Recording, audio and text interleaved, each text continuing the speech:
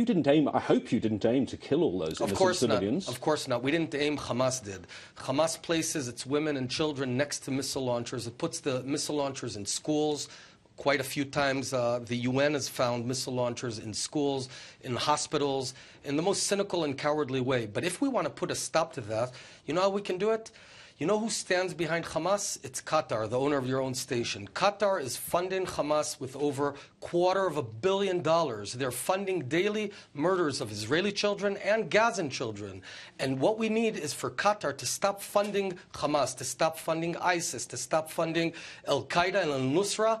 And I think the best way to pressure Qatar is to say, if you don't stop, we're going to take your World Cup away. Well, we have to stop that. When children are dying, I don't want to... A World Cup in Qatar would be a prize to terror. We need to stop that. I'm talking about the owners of your own station. I know you want to talk about Qatar, but I don't want to talk about football when children are dying. Yeah, but Qatar is behind this Qatar and their foreign minister were meeting with the Turkish foreign minister and John Kerry in Paris over the weekend.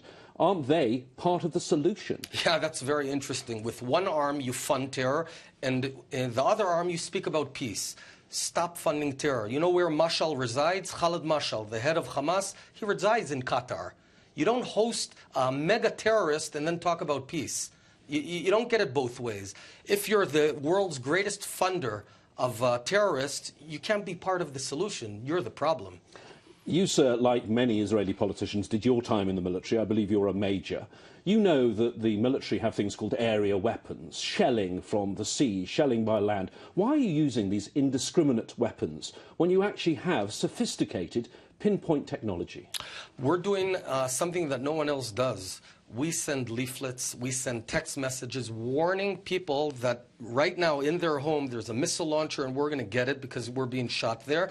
We give them advanced warning. No one else does this. But it's not working. Hold on. We lose our tactical advantage. We pay a very heavy price for doing this, yet we do it. I don't recall that the UK does it in Afghanistan. I don't recall anywhere in the world where someone warns in advance what we're going to attack. The fact is that Hamas, cynically and so cowardly, if I may add, places their women and children to protect the missiles while we try and thwart the missiles to protect women and children. That's the whole difference. But if you know there are women and children there and you have sophisticated technology, you have aircraft, you have drones, why are you unleashing the bombs and killing, to date, 256 children?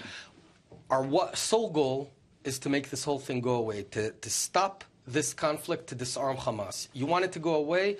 If Hamas announces right now, in 10 seconds, that they'll disarm and stop shooting at us, no more conflict. They started, they continue. We're not looking for fighting with Gaza. I'll remind you, we pulled out of Gaza 9 years ago.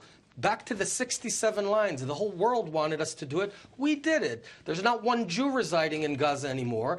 Yet Hamas chose to turn Gaza into a fortress of terror instead of a place of thriving economy. It's not too late. They can still make that decision. You're a father of 4. What do you think when you see those pictures of all these dead children? As I say, I keep raising the figure, but it's a horrific number, 256. I think it's terrible, and I think it's despicable that Hamas uses its own children. But they're your bombs that are killing them. We're shooting at Hamas. It's Hamas who's using them as human shields. And that's it's a crime, it's a war crime, and it's despicable. I'll remind you that the UK, United Kingdom, in World War II, 20 times more Germans were killed in World War II than even America. Let me ask you one final question. No one disputes that Germany was wrong. So is Hamas. You don't start shooting rockets at Israel and expect that we'll just sit back supinely and wait to die. Let me ask you one final question, because you're talking about war crimes. Let me quote what Navé Pillay, the top human rights official in the world, says. There seems to be a strong possibility that international humanitarian law has been violated in a manner that could amount to war crimes. She was talking about Israeli actions when she said this. Do you worry how history will judge you? You sit in that security cabinet. Do you think one day you'll be judged a war criminal? I'm very concerned about how history will judge us, in the sense that it's in our hands to keep the Jewish state alive, to protect ourselves against hundreds of millions of radical Islamists that want to wipe us off the earth, including, I guess, the station that you represent. And history will judge us if we're feeble, if we're not strong enough, if we're not determined to win and beat terror. Naftali Bennett, Economy Minister of Israel, a member of the Security Cabinet of Israel. Thank you for talking to us. Thank you.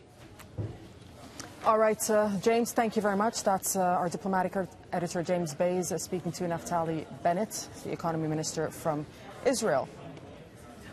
Now, Iraqi Kurd officials have